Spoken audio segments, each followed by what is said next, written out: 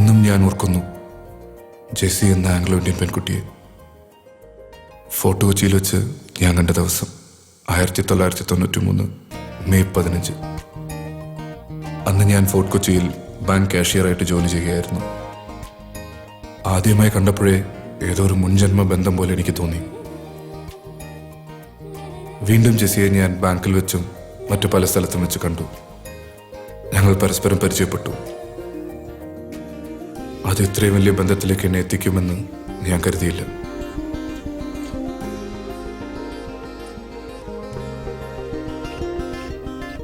അങ്ങനെ ഒരു ദിവസം അവൾ പറഞ്ഞിട്ട് അവളുടെ പപ്പയെ കണ്ട് ഞങ്ങളുടെ വിവാഹത്തിന് അനുവാദം വാങ്ങാൻ ഞാൻ അവളുടെ വീട്ടിൽ ചെന്നു.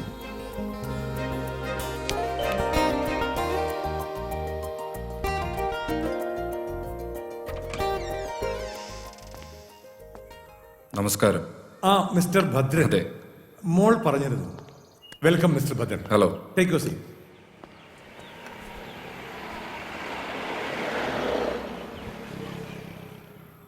ഏതാണ്ട് ഞാൻ മനസ്സിൽ കണ്ട രൂപം തന്നെയാണ് താങ്കൾ. എനിക്കിഷ്ടപ്പെട്ടു. ഞാൻ ഈ ഫോർട്ട് കൊച്ചി വന്നിട്ട് 35 വർഷമായി. കപ്പലിന്റെ ക്യാപ്റ്റനായിട്ടായിരുന്നു വരവ്. പിന്നെ എല്ലാം എനിക്ക് ഇവിടെയായി. ബേസിക്കലി ഞങ്ങൾ ആലപ്പുഴക്കാരാ. ജെസ്സിയുടെ മമ്മ നേരത്തെ പോയി. ഇവളുടെ 5ാമത്തെ വയസ്സിൽ ഒരു പനിയായിരുന്നു തുടക്കം. 2 ആഴ്ച കിടന്നു. അങ്ങ് പോയി എന്റെ എലിസബത്ത്. എനിക്കിപ്പോ എന്റെ പൊന്നുമോളാണെല്ലാം. ഇനി എനിക്ക് എന്റെ മോളെക്കുറിച്ച് ഒരു ആശങ്കയുമില്ല. ശക്തനായ ഒരാളുടെ 2 കൈകൾ എന്റെ മോളെ അങ്ങ് ഏറ്റെടുത്തില്ലേ?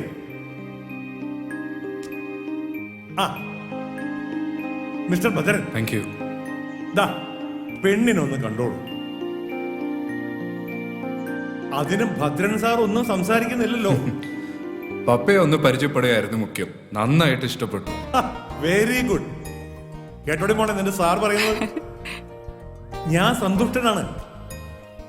രജിസ്റ്റർ മാരേജ് ചെയ്യാനായിരുന്നു തീരുമാനം. എന്നിട്ട് ജെസ്സിയുമായി ഇല്ലത്ത് വരിക. അതിന് ഞാൻ ഒരു ഹിന്ദു പേര് കണ്ടെത്തി, അരുന്ധതി. അതെന്റെ അമ്മയുടെ പേരായിരുന്നു. ആ പേരിലൂടെ ഇല്ലത്തുള്ള എല്ലാവരെയും വശത്താക്കാനായിരുന്നു എന്റെ പരിപാടി. അന്നൊരു ദിവസം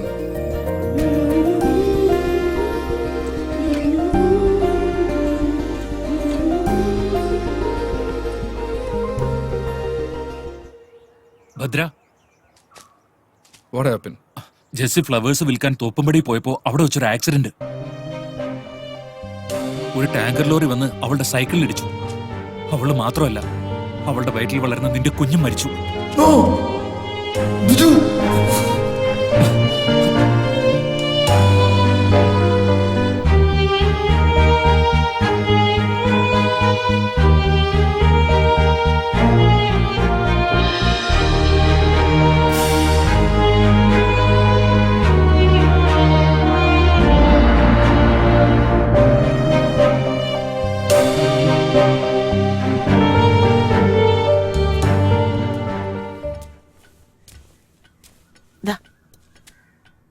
വിഷ്ണുവിന് വന്ന ആലോചന ഉടനെ വേണം.